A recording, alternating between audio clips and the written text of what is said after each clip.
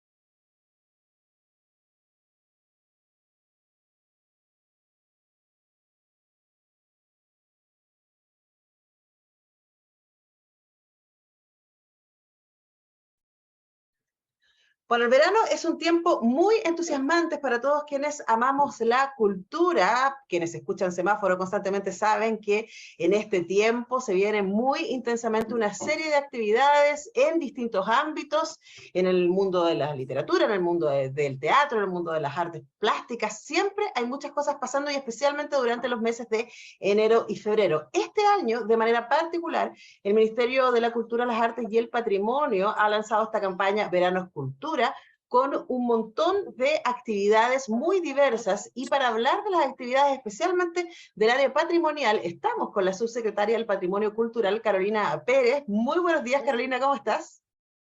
Buenos días, Antonella. Muchas gracias por recibirnos hoy día y poder contar qué hemos estado haciendo este verano como subsecretaría. Así que encantada de estar aquí. Bueno, feliz además de recibirte y poder, bueno, darte también las felicitaciones por el trabajo hecho y toda la energía para lo que se viene en este 23. Sé que el jueves pasado desarrollaron una actividad muy importante llamada Museos Vivos, en donde los museos estuvieron, museos y centros culturales, porque estuvimos conversando con Pablo Roñoli del Centro Cultural La Moneda, en donde también estaban las actividades abiertas, gratuitas, y entiendo que hubo una excelente recepción de esa actividad a lo largo de todo el país. Hagamos esa evaluación para empezar. Sí, bueno, de todas maneras, nosotros tuvimos durante la semana pasada una actividad que se llama Museos en Verano, que se enmarca en lo que ha sido todo lo que es Verano Escultura, ¿cierto? Que es una programación que está en Chile Cultura, lo pueden buscar en internet, ¿cierto? Es la programación de verano para todas las personas, para niños, niñas, adolescentes, adultos, personas mayores, etcétera. Queremos que después del tiempo que sufrimos con la pandemia, lo pasamos mal, ¿cierto? Estuvimos muy encerrados y encerradas, lo pasaron mal, sobre todo los niños y niñas, creo yo, así que primero está toda la iniciativa de Veranos Cultura, que reúne en una plataforma web todas las actividades culturales a nivel nacional, ¿cierto? En cada una de las regiones de Chile. Y en particular, Museos en Verano es una actividad que tuvimos la semana pasada, una actividad en la que lo que se hace es volver a tener la actividad después de pandemia. Si bien se hizo el año pasado, fue más chiquitita porque, bueno, teníamos otro tipo de restricciones, y que cumple con dos objetivos centrales, diría yo. Uno es volver a poner a los museos en el espacio estratégico que tienen y que lamentablemente la pandemia no nos ayudó, ¿cierto?, en el posicionamiento de los museos, que son espacios de la comunidad, son espacios de la ciudadanía, ¿cierto? Son espacios de aprendizaje, son espacios de encuentro, son refugio también, ¿cierto?, de la comunidad. Y al mismo tiempo celebrar la llegada del verano, que nos pone a todos contentas y contentos, y poder ofrecer actividades, ¿cierto?, en el marco bueno, en este caso del mes de enero, pero poniendo diferentes tipos de actividades en museos en verano. Y ahí tuvimos una experiencia que fue muy buena, fue muy gratificante, porque efectivamente, bueno, subimos primero la cantidad de espacios que se inscribieron. Es importante destacar que la iniciativa de museos en verano no solamente es una iniciativa pública. Los museos públicos, ¿cierto? Los museos que están a cargo del Ministerio de las Culturas, las Artes y el Patrimonio son museos públicos, son museos que son gratuitos, que aprovecho de decir porque no son gratuitos, o sea, son gratuitos hace 6 años, ¿cierto? Todos los museos públicos de Chile, pero mucha gente quizás todavía no sabe que puede ir de manera gratuita a todos los museos, ¿cierto?, en sus regiones. Pero además es una iniciativa que incluye a los museos privados. Y son museos que además se incluyen a la actividad con gratuidad, o sea que la entrada fue gratuita para todas las personas, pero también con horarios extendidos, tanto los museos públicos como privados, y diferentes actividades. Crecimos mucho, pasamos de cerca de 115 espacios inscritos el año pasado a 200, alrededor de 200 espacios este año, y además tuvimos muchísimas actividades, por lo tanto doblamos, diría yo, la cantidad de personas que asistieron a museos en verano este año. Pasamos de cerca de 15.000 personas a 28.000, 29.000 personas en los últimos conteos que hemos hecho. Y creo que lo más destacable de la actividad no es solamente la cantidad de personas que asistieron. Nosotros sabemos que en Chile, cuando se abren los espacios culturales, patrimoniales, a la gente va. Y creo que eso es muy importante decirlo. Cuando a la gente se le da la oportunidad de acceder, de cierto, a diferentes espacios culturales, artísticos, patrimoniales, la gente los utiliza. Así que creo que primero es un incentivo gigante a seguir haciendo estas actividades, a poner más recursos en cultura, que es algo que nos hemos puesto como desafío al Ministerio, llegar al 1% de financiamiento, ¿cierto?, de aquí a final de gobierno del presupuesto en cultura. Crecimos muchísimo, ¿cierto?, de cara a este año, el 2023, un 16% real, fuimos el cuarto ministerio que más creció, pero además creo que cumple con otro objetivo muy importante, que es dar a entender que los museos son un espacio para muchos tipos de actividades. Nosotros tuvimos, por ejemplo, en Atacama, en el Museo Regional, una discopeques, o sea, fue un espacio de baile para los niños y niñas, ¿cierto?, que fueron a disfrutar y a bailar en un museo. Creo que eso ya es una estrategia interesante de acercar a los niños y las niñas a aprender de educación patrimonial, a valorar el espacio de los museos como un espacio que es propio también y que es de las niñeces. Tuvimos otro tipo de actividades como la apertura de laboratorios, por ejemplo, en el Museo de Historia Natural en Concepción se abrieron los laboratorios para que también todas las personas, niños, niñas, adolescentes, puedan ver cómo se investiga también en los museos. Los museos son lugares de investigación, son lugares de creación de conocimiento. Tuvimos, por ejemplo, en Coquimbo, en el museo, en La Serena, ¿cierto?, en el Museo Arqueológico, tuvimos la proyección de la película After Sun, que yo no la he visto todavía, pero leo muy buena crítica de la Pero hay que película. verla, es muy No mucho buena. verla, no he tenido tiempo todavía, pero sí la pudieron ver, ¿cierto?, diferentes personas durante museos en verano en Coquimbo. El Bellas Artes, acá en Santiago, estuvo con horario extendido hasta cerca de las 9 de la noche, lleno de gente, de niños dibujando de guata en el suelo del museo, ¿cierto?, de las diferentes esculturas. Tuvimos también hace poquito la apertura del patio de la Paulonia, ¿cierto? Con esculturas que salieron del Museo de Bellas Artes del año 73 y que estaban en manos de las Fuerzas Armadas de nuestro país. Bueno, vuelven después de 50 años, se abre un patio, y ese patio también estuvo abierto a la comunidad, hicieron, entiendo, lectura de literatura, estuvieron hasta tarde también en el patio, así que creo que también se cumple el objetivo de demostrar que los museos son un espacio de encuentro de la comunidad de las más variadas formas, o sea, Ujú. abarca desde poder aprender de la ciencia y de la investigación, uno puede ver películas, puede leer, puede bailar, los espacios son museos abiertos y cuando ocupamos esos espacios también estamos recuperando nuestros espacios públicos, que creo que también es otro objetivo que se cumple con actividades como esta y que esperamos también poder seguir proyectando y que cada año tengan mucha más fuerza este tipo de actividades. Conversamos con la subsecretaria del Patrimonio Cultural, Carolina Pérez, y a propósito de lo que decías, Carolina, me parece importante remarcar ahí un par de cosas, ¿no? La idea de pensar en los museos como espacios públicos, que tenemos la prueba de que cuando estos se abren, ya hay actividades atractivas que se difunden, la gente responde, pero al mismo tiempo, esto que tú decías, ¿no? Hace 6 años que los museos públicos son gratuitos todo el tiempo. Y Todo el sabemos acá tiempo. nosotros muy bien en Radio Universidad de Chile, y particularmente en Semáforo, la gran cantidad de actividades que están todo el tiempo proponiéndose desde los museos y también de los espacios patrimoniales. Y ahí preguntarte por ese desafío, ¿no? ¿Cómo hacer que este habitar de los museos y de los espacios patrimoniales pueda ser un espacio cotidiano, que pueda acompañar algo que es tan necesario en nuestra sociedad en el día de hoy, que es el diálogo y el encuentro con quien es distinto? Y yo creo que ahí los museos y los espacios de cultura tienen una tremenda, tremenda posibilidad. ¿Cómo se potencia esto? ¿Cómo se intenciona? Mira, yo creo que hay diferentes formas de potenciarlo. Nosotros hemos estado trabajando harto en torno a diferentes ejes de trabajo para el patrimonio en Chile en general. Uno importante es la recuperación de los espacios públicos. Y en general se ha hablado mucho, post pandemia sobre todo, de la recuperación de los espacios públicos, como por ejemplo las fachadas de los edificios, ¿cierto? De las plazas. Recuperar el espacio público también es recuperar la biblioteca pública, también es recuperar el archivo público, también es recuperar el museo.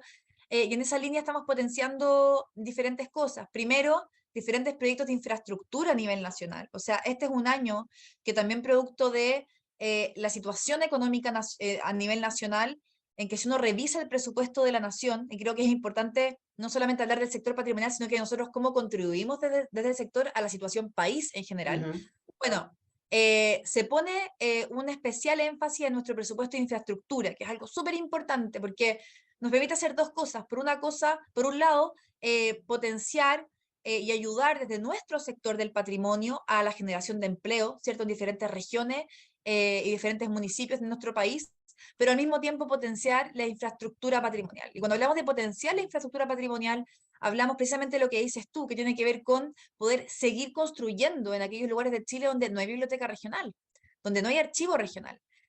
Nosotros lamentablemente en Chile todavía estamos al debe en términos de infraestructura. No todas las regiones tienen su museo regional, no todas las regiones tienen su biblioteca regional. Si pongo casos extremos, pues estoy pensando en Arica, ¿cierto? Arica no tiene infraestructura patrimonial, no tiene ni una biblioteca, ni un archivo, ni un museo, ni un depósito. Así Lo que que es creo que especialmente irónico pensando en la cantidad de historia e historias, con mayúscula y minúscula, que exactamente, existen en esa región. exactamente. Y es al segundo punto que voy, o sea, primero uno tiene que tener muchas veces, y nosotros tenemos en Arica, por ejemplo, una comunidad que trabaja en torno a su patrimonio, a pesar de no tener ciertos espacios concretos, pero contribuir con un espacio es fundamental. Y por otro lado, cuando hablamos de educación patrimonial, y ahí estoy muy de acuerdo en lo que tú mencionabas, la educación patrimonial eh, tiene que ver y colinda con la educación artística, por ejemplo, en casos de museos como el Museo de Bellas Artes. La educación patrimonial también nos habla, ¿cierto?, de la ciencia y del método científico, y de la historia de la humanidad, ¿cierto? Y también la historia de nuestro planeta, cuando tenemos museos como el Museo de Historia Natural, nuestra propia historia, ¿cierto?, como país. Cuando hablamos de museos como el Museo Histórico, o sea, la infinidad de temas que aborda el patrimonio es la infinidad de temas que tienen que ver con quiénes somos, Uh -huh. ¿cierto? Y saber quiénes somos, con quiénes compartimos el mundo, ¿cierto? ¿Cuáles han sido las sociedades, sus problemáticas, cuáles han sido sus expresiones, sus diferentes tipos de expresiones, son fundamentales para preguntarnos hacia dónde vamos. Entonces, nosotros hablamos mucho de que cuando hablamos de educación patrimonial, Hablamos por un lado, ¿cierto?, de la expresión, la creatividad, la imaginación, que nos parecen fundamentales, y también hablamos de la convivencia democrática, y que es enfrentarnos a las diferencias, ¿cierto? Cuando uno se acerca a un museo y encuentra en el museo un espacio de preguntas, y yo creo que la cultura y las artes hacen eso, y eso es fundamental, ¿cierto? La cultura y las artes lo que hacen, más que instalar verdades, es instalar visiones, es instalarnos preguntas sobre quiénes somos, ¿cierto? Preguntas sobre qué queremos de nuestra sociedad, es hacernos también preguntas incómodas. ¿Quiénes son los ausentes, por ejemplo, en los museos? Eh, las mujeres, ¿cierto? Muchas veces somos ausentes, ¿cierto? Como autoras. ¿Quiénes son las ausentes, por ejemplo, en los monumentos públicos que están en la ciudad? Los pueblos indígenas, los pueblos originarios, las mujeres, ¿cierto? Menos del 5% de los monumentos en Chile son de mujeres, por ejemplo, que han contribuido a nuestra historia. Entonces yo creo que cuando uno habla del patrimonio y cuando habla de educación patrimonial, habla también, ¿cierto?, de la convivencia democrática, y poder hacernos esas preguntas en el margen de lo democrático, dentro de ese margen institucional, es fundamental. Nosotros ahí hemos estado trabajando muchísimo en lo que vamos a estar este año discutiendo, que va a ser la política de educación patrimonial. Y la política de educación patrimonial aborda diferentes perspectivas, aborda lo que es la convivencia democrática y cómo el patrimonio es capaz de contribuir a aquello, aborda también nuestras diversidades, ¿cierto? Nuestras diferencias dentro de una misma comunidad y de diferentes comunidades, y cómo se encuentran y cuáles son las deudas históricas que tenemos con ciertas personas que han lamentablemente sido históricamente excluidas. Hablamos también de educación patrimonial, por ejemplo, relativa a la perspectiva de derechos, ¿cierto?, de los niños, de las niñas, de los adolescentes, de las mujeres, de las disidencias sexuales, de los pueblos indígenas, pueblos originarios. Y yo creo que ahí estamos abordando, y va a ser una conversación interesante, cómo es que los museos, que ya lo hacen, por cierto, pero cómo profundizamos esa labor desde una perspectiva de mediación, desde una perspectiva también de educación, y también desde una perspectiva de abrir esos espacios, no solamente para lo que la gente entiende que son los museos, sino que para muchos otros tipos de actividades. Y hay que decirlo, los museos y las bibliotecas en diferentes momentos de la historia han sido pasos de encuentro para otro tipo de conversaciones. Eso también nos parece importante, Sí. ¿cierto? Que sean espacios que la comunidad entienda como suya para poder, eh, espacios que entiendan como suyos para poder efectivamente juntarse, conversar, debatir, disentir y llegar también a conclusiones sobre nuestro futuro y nuestra democracia. Así que estamos poniendo mucho énfasis en cómo los museos contribuyen a eso, y Museos en Verano en particular, claro, también intenta potenciar eso, y también lo potencian otras actividades como el Día de los Patrimonios, ¿cierto?, que es en mayo, todos los años. Nosotros este año vamos a tener por primera vez, después de mucho tiempo, el Día de los Patrimonios para los niños y las niñas y los adolescentes, una perspectiva también desde lo que es la Ley de Garantías de la Niñez, ¿cierto? Cuando uno habla de la Ley de Garantías de la Niñez, no estamos hablando solamente de salud, de educación. El acceso a la cultura, al arte, a los patrimonios también es parte del derecho de los niños y las niñas, y vamos a trabajar muy fuertemente en esa perspectiva durante este año. Conversamos con Carolina Pérez a propósito de Veranos Cultura, pero tu respuesta, Carolina, me sacó así como 1000 preguntas más que tengo en la cabeza que no voy a poder ahondar ahora porque me quedan solo un par de minutos. Pero también, claro, yo creo que esta administración, y particularmente tú y yo lo conversamos fugazmente cuando nos encontramos en el Centro Cultural La Moneda, también la pregunta por el patrimonio hoy día también es una pregunta sobre el discurso. ¿Quién ha definido qué es patrimonio? ¿Quién ha resguardado qué cosa? Y por qué eso es interesante. Y ahí tú acabas de describir una serie de desafíos que hay en ese sentido que van a abordar durante los meses siguientes. Y quizás para terminar ahí te pregunto, ¿no? Desde tu cartera, desde la Subsecretaría del Patrimonio Cultural, ¿qué es lo que a ti y a tu equipo los tiene más entusiasmados de lo que se viene este año? Uy, hay hartas cosas en realidad. A mí me tiene entusiasmada una serie de cosas distintas, y que van desde lo más básico a lo más proyectable, ¿cierto? En el largo plazo. Yo creo que hay un deseo en el que hemos estado trabajando mucho con mi equipo, y que puede sonar más simple, pero es altamente significativo, y que es la apertura completa de los espacios patrimoniales. Nosotros, lamentablemente, en Chile, posterior a la pandemia, hay muchos espacios que todavía no abren en todos los horarios que nos gustarían. Y hemos trabajado mucho, y quizás ese es un trabajo que se proyecta más hacia adentro, porque es un trabajo de presupuestario, administrativo, es el trabajo más de hormiguita, ¿cierto? En la administración pública, que tiene que ver con poder poner aquellas condiciones, tanto materiales como administrativas, para poder tener nuestros espacios funcionando y entregando el servicio que deben entregar en los diferentes rincones del país. ¿Y por qué le hemos puesto tanto énfasis a eso? Bueno, porque como conversabas tú, Y decías recién, los espacios patrimoniales son espacios de encuentro, son espacios en el fondo de construcción de diferentes identidades, de poner en valor la diversidad de nuestro país, pero también son espacios que contribuyen, por ejemplo, a la seguridad pública. O sea, cuando uno habla de seguridad, bueno, seguridad sin cultura, sin patrimonios puede ser simplemente represión, ¿cierto? Y nosotros tenemos un enfoque también de seguridad pública vinculado a la recuperación de los espacios y entendemos que si la biblioteca está activada, si el museo es ocupado por la comunidad, claro que contribuye a la seguridad pública, ¿cierto? Claro que contribuye a la seguridad de las comunidades alrededor de esos espacios patrimoniales. Y también lo hemos vinculado muchísimo a los cuidados, y que eso ha sido una agenda también que se ha puesto al centro del gobierno de nuestro presidente Gabriel Boric. Los espacios patrimoniales también son espacios para el cuidado, ¿cierto? Porque son una opción para todas aquellas personas que cuidan, por ejemplo, niñas, niños, adolescentes, personas mayores, personas con diferentes tipos de discapacidades. Bueno, el espacio patrimonial, la biblioteca pública, el museo, el archivo, es un espacio también de cuidado para esas personas, ¿cierto? Es una opción muchas veces para una mamá que tiene que poder llevar a su hijo a un lugar que además ojalá sea un lugar de aprendizaje, sea un lugar de crecimiento. Entonces nosotros ahí en la recuperación de los espacios públicos hemos puesto mucho énfasis en la realidad post-pandemia, en que efectivamente, progresivamente, nuestros espacios puedan estar abiertos a la ciudadanía la mayor cantidad de tiempo posible. O sea, hoy día es mi mayor deseo, porque creo que contribuye también a posicionar el rol social de los espacios patrimoniales y su rol estratégico relativo a las diferentes desigualdades de nuestro país, ¿cierto? Eh, y también porque, y eso quizás es algo más, más personal de mi visión del patrimonio, creo que las reivindicaciones culturales en la política son fundamentales. Y son fundamentales desde la perspectiva de derechos más importantes. O sea, es muy importante que una persona pueda comer, pueda vivir dignamente, pueda tener un trabajo digno, pero también es importante que pueda saber si quiere saber. Y yo creo que la cultura y los patrimonios tenemos un potencial profundamente emancipador de las personas. Nosotros siempre decimos a la subsecretaría que un libro le puede cambiar el ciclo de vida a un niño o a una niña que vive vulneraciones. Y creemos que los espacios estén disponibles para esas personas es fundamental. Entonces yo diría que ese es como nuestro sueño más práctico.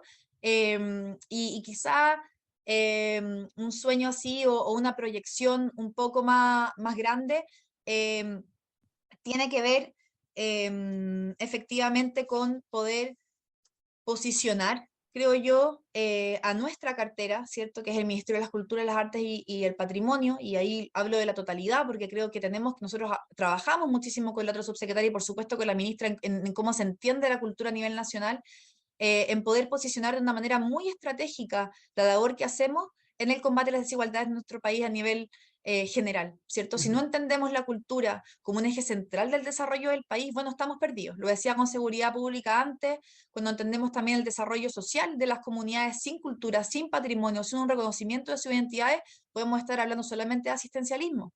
Si hablamos de educación sin cultura, sin artes y sin patrimonio, quizás es simple instrucción jerárquica, ¿cierto? Y yo creo que ahí también nosotros como cartera cumplimos un rol y creo que la proyección de este ministerio tiene que ir muy de la mano con aquellos desafíos del país que son fundamentales. Yo pienso, por ejemplo, en la ley de garantías, que es algo que hemos estado revisando, pienso en la agenda de cuidado, pero pienso también en la agenda de descentralización, pienso también en programas como Chile Crece Contigo y cómo se vinculan a lo que nosotros hacemos a nivel nacional desde la perspectiva de derechos de las personas, y creo que ahí tenemos algo bien relevante en lo que a mí por lo menos me gustaría avanzar durante mi gestión.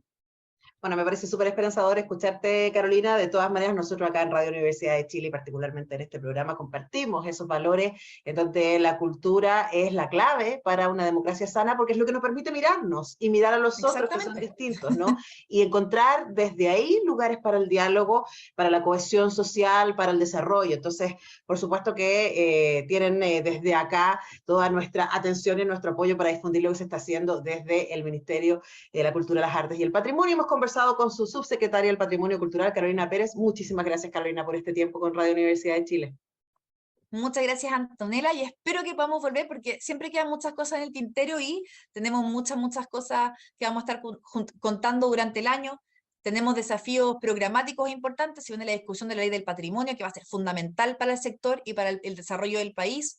Se vienen los 50 años del golpe de Estado también, un espacio en donde, por supuesto, desde lo patrimonial somos un insumo fundamental. Vamos a estar trabajando fuertemente también con el reconocimiento y declaración de sitios de memoria a nivel nacional, así que tenemos un desafío gigantesco este año. El trabajo que hacemos en torno a memoria histórica es fundamental y espero que este año podamos profundizarlo, entendiendo también la coyuntura histórica a la que nos enfrentamos. Así que hay mucho todavía que conversar. Bueno, sin duda vamos a seguir teniendo este tiempo. Nosotros tenemos la disposición, por supuesto, de escuchar y difundir lo que se está haciendo desde el MINCAP. Muchas gracias, Carolina Pérez, subsecretaria del Patrimonio.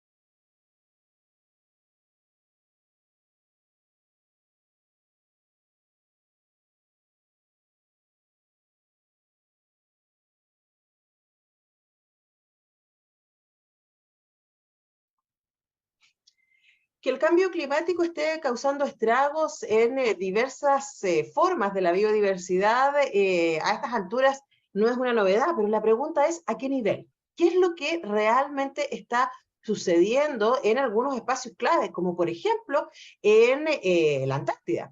Bueno, a través de una colaboración internacional entre Sedna Expeditions y el Instituto Milenio Biodiversidad de Ecosistemas Antárticos y Subantárticos, un grupo de científicos navegó por el mar de Weddell para realizar estudios sobre microorganismos, líquenes, musgos, plantas, algas, invertebrados marinos, peces y también los pingüinos Adelia y Emperador, para enterarnos con más detalle respecto a esta expedición y los aprendizajes que obtuvieron de ella. Estamos con la doctora Julieta Orlando, directora alterna del Instituto de Biodiversidad de Ecosistemas Antárticos y Subantárticos. Julieta, muy bienvenida, ¿cómo estás? Hola Antonella, muy bien, muchas gracias, gracias por la invitación.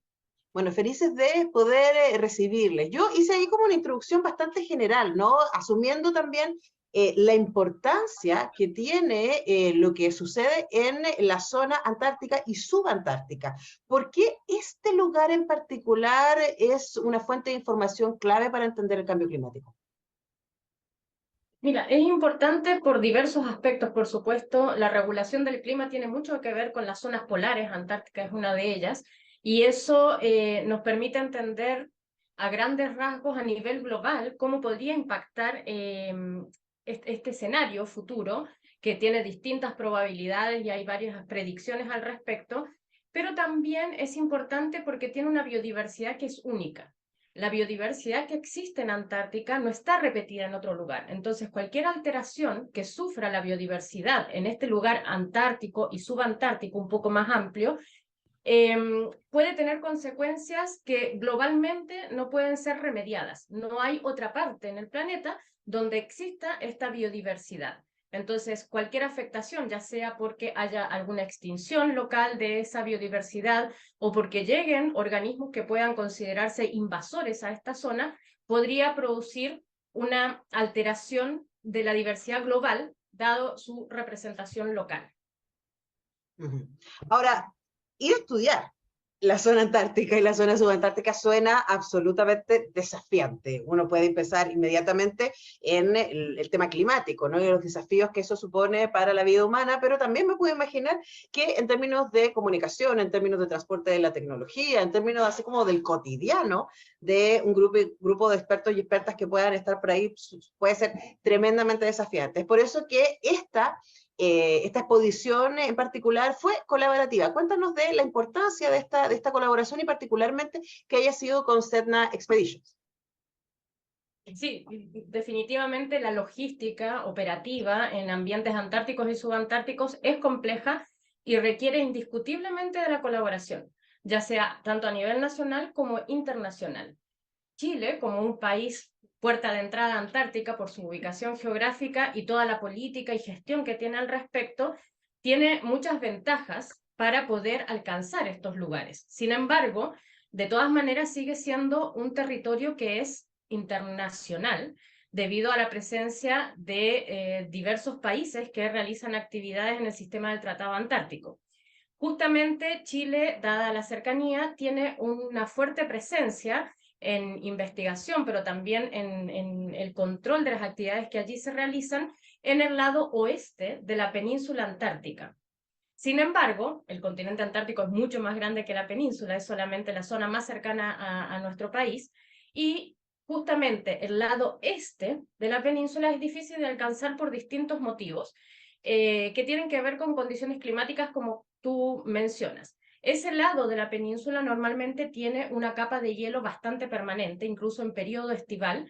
Hay zonas de grandes masas de hielo que son difíciles de atravesar por los buques convencionales, entonces se requieren buques con características particulares como rompehielos. Entonces ellos pueden adentrarse en la plataforma del mar congelado y es justamente eso lo que nos permite la colaboración con la empresa Ponant a través justamente de la colaboración con la empresa Sedna Expeditions, que es la que nos realizó la articulación para poder acceder a este beneficio, a esta colaboración.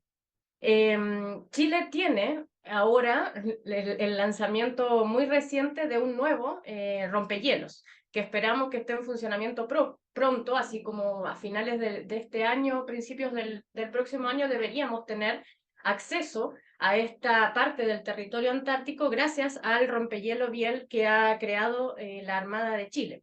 Sin embargo, mientras tanto, hemos tenido que apelar a esta colaboración para poder acceder a esta zona. Sin embargo, no es solamente el acceso, el convivir con otros investigadores, el colaborar in situ con otros investigadores que han sido de diversos países en esta plataforma, Francia, Reino Unido, Estados Unidos, por supuesto la presencia de Chile con el grupo más grande que aportó en esta expedición, es invaluable porque es allí mismo en terreno donde justamente surgen los mayores aportes de la colaboración científica en el ámbito, por ejemplo, de la observación de lo que sucede en el terreno mismo y también de la experiencia que acarreamos los distintos investigadores de acuerdo a nuestra expertise previa. En esta expedición en particular hubo otra particularidad que es la convivencia, la coexistencia con turistas. Entonces eso también es un punto clave debido a que, bueno, el territorio antártico es un atractivo turístico per se, debido a la particularidad que tiene este terreno, a lo inhóspito que puede ser, a también lo difícil que es alcanzarlo, y entonces el convivir la parte turística con la parte científica hace que tenga un valor agregado cada uno de estos componentes. Nosotros podemos, como científicos, dar a conocer el trabajo que nosotros realizamos, y en aspectos de biodiversidad es muy importante para también hacer una mayor conciencia en los visitantes a Antártica respecto a la importancia de la protección, cuidado y resguardo de estos ambientes particulares, y también podemos adaptar lo que nosotros realizamos a un lenguaje que sea también más transversal, porque las curiosidades, las dudas que surgen de los turistas por estar viviendo con los científicos y viendo lo que nosotros realizamos, hace que sea diferente a contarlo a posteriori de ya realizado. Entonces, tiene un componente enriquecedor para las dos partes. Ahora, ahí quizás aparece la pregunta que todo el mundo está más pendiente, ¿no? Y es pensar, bueno, entonces, ¿qué aprendimos? Porque entiendo que esto, o sea, la cantidad de datos que pudieron tomar y la cantidad de muestras también que se llevaron consigo va a seguir dándonos información a lo largo de los próximos meses, porque entiendo está en análisis. Pero Julieta, y les recuerdo que conversamos con la doctora Julieta Orlando, directora alterna del Instituto de Biodiversidad de Ecosistemas Antárticos y Subantárticos, Instituto Milenio además, a primera pasada, ¿no? De lo que fue esta expedición. ¿Qué sientes tú que fue lo más sorprendente para usted o lo más enriquecedor de esta experiencia?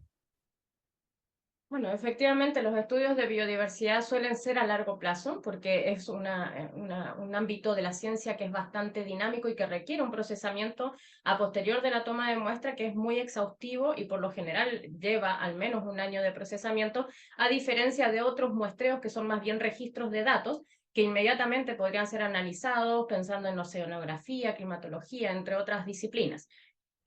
Nosotros no tenemos los resultados como tal. En este momento estamos justamente recibiendo las muestras que hemos podido recolectar y van a ser analizadas, pero yo diría que el gran hito que hemos logrado con esta expedición es complementar este lado de la península en donde había una escasez de registros de biodiversidad de los organismos que nos interesan. Entonces, al ser un instituto interesado en la biodiversidad y en el componente biogeográfico, la distribución de estos organismos en distintos puntos, claramente que cuanto más se abarque de este territorio, más información se puede obtener.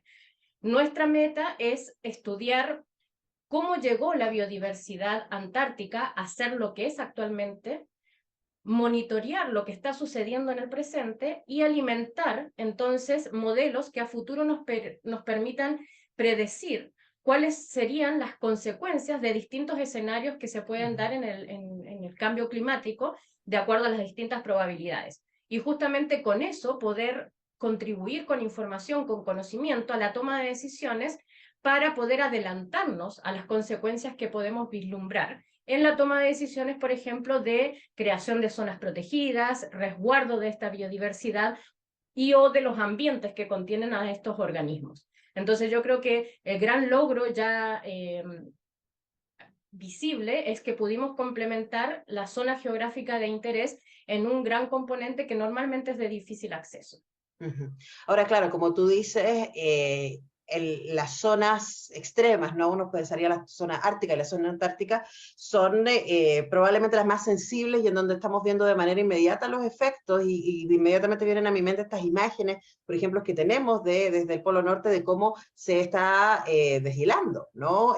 Gran parte de aquello y lo que significa para toda la humanidad, no solamente para la zona, que aumente el nivel del mar, ¿cierto? Que cambien las temperaturas en ciertos lugares y por lo tanto que cambie este muy delicado equilibrio del ecosistema en el que vivimos, del que parece que muchos humanos como que nos deshacemos y decimos no tiene nada que ver con nosotros, ¿no? Y entiendo, y eso para terminar te lo pregunto, Julieta, que ustedes van a estar a lo largo de este año desarrollando una serie de actividades también abiertas a la comunidad para que este aprendizaje no se quede solamente en el espacio del mundo científico, ¿cierto? Académico o de la investigación, sino también para que crear conciencia a partir de lo que se tiene de la situación en la que estamos atravesando. Hay una un equipo de divulgación científica que realizó el registro de video y sonidos para ser utilizado en un proyecto llamado Metaverso Antártico, un viaje de exploración para descubrir la biodiversidad del océano austral. Me encantaría que nos pudieras contar un poquito al respecto. Sí, ese proyecto es muy bonito, fue financiado a través del Fondo Ciencia Pública del Ministerio de Ciencia, Tecnología, Conocimiento e Innovación de Chile, y tiene que ver justamente con lo que tú mencionas, el crear conciencia en el público en general, en un amplio espectro, respecto a la biodiversidad y las consecuencias que puede tener también para nosotros como especie. Claramente tú mencionas, estamos en un equilibrio, cualquier alteración puede producir cambios.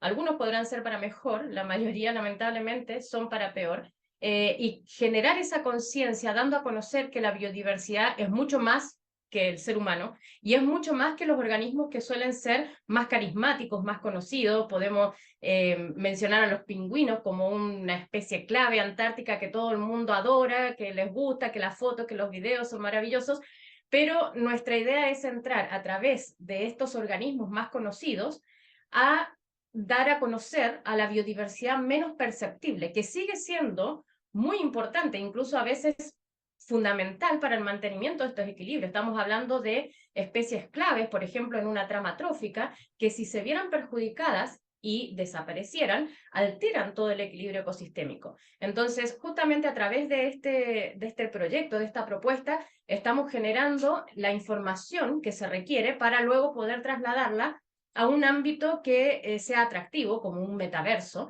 en donde la diversidad de público objetivo es súper amplia y hemos tenido intereses desde niños hasta personas mayores, compenetradas con sentirse en Antártica, sin necesariamente tener la posibilidad de estar allí presente. Y por eso es muy importante el registro de imágenes, el registro de sonidos, la percepción del ambiente por los diferentes sentidos a los que se pueden acceder gracias a la creación de este proyecto del metaverso. Bueno, si ustedes quieren saber más, lo bueno es que Milenio Base tiene muchas redes sociales. Los pueden encontrar en Facebook, en Twitter, en Instagram, en Milenio Base, @Milenio Base, en Facebook, en Twitter, en Instagram. También, por supuesto, también tienen un canal de YouTube donde pueden conocer más de su trabajo, Instituto Milenio Base, y también en LinkedIn. Están con toda la información de este proyecto. Hemos conversado con la doctora Julia Orlando, directora alterna del Instituto Biodiversidad de Ecosistemas Antárticos y Subantárticos, Instituto Milenio Base. Muchísimas gracias, Julieta, por este tiempo con Radio Universidad de Chile. Gracias, Antonella, que tengan un bonito día.